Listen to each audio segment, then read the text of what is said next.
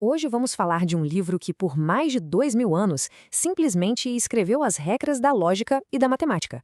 Uma obra que ensinou não só o que é possível fazer, mas também o poder, acredite, o poder revolucionário do impossível.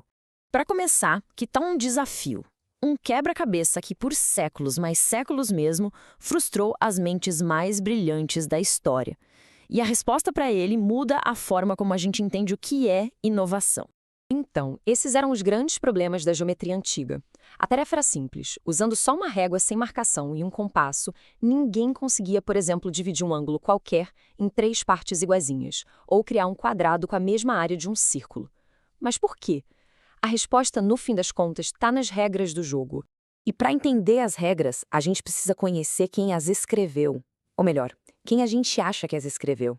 Pensa só nesse contraste. Na mesma época em que Alexandre o Grande estava conquistando territórios, um outro cara, Euclides, estava conquistando o mundo das ideias. Enquanto Alexandre tomava cidades à força para gravar seu nome na história, a obra de Euclides se tornava a base de todo o pensamento ocidental, durando muito mais tempo que a maioria dos impérios. Ele viveu e trabalhou em Alexandria, que era o grande centro intelectual da época, um lugar fundado por um conquistador, mas que acabou virando o berço de um legado de lógica que já dura milênios. Agora, o mistério em torno de Euclides é enorme. A gente sabe muito pouco sobre o homem. Alguns historiadores até questionam se Euclides era uma pessoa só ou, quem sabe, um nome usado por um grupo de matemáticos. De qualquer forma, o trabalho que leva esse nome, bom, ele mudou tudo. Então, qual foi a grande sacada de Euclides? Foram 2 inovações que se tornaram a base não só da matemática, mas de todo o pensamento racional que veio depois. A primeira foi a ideia de prova. Sabe, antes dele, a matemática era mais um conjunto de técnicas e observações. Euclides insistiu que uma afirmação só podia ser aceita se fosse logicamente demonstrada a partir de verdades já estabelecidas. Acabou aquela história de parece certo ou funciona na prática. Era preciso provar. E ponto final. Só que isso cria uma questão filosófica bem interessante. Se toda prova depende de uma prova anterior, onde é que tudo começa? Não dá para ter uma corrente infinita de justificativas.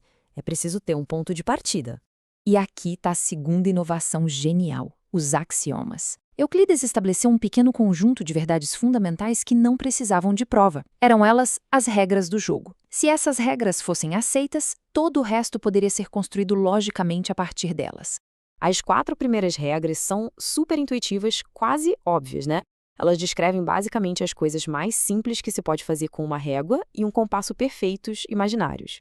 Mas a quinta regra, o famoso quinto postulado, era diferente.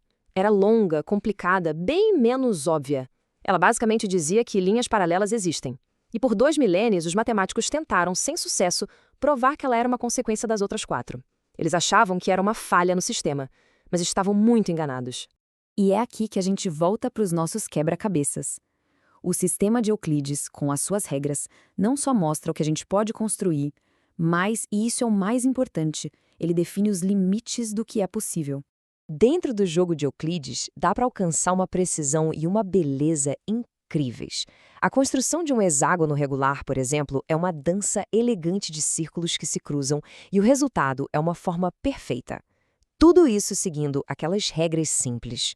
Só que, com essas mesmíssimas ferramentas, é simplesmente impossível dividir um ângulo qualquer em 3 partes iguais.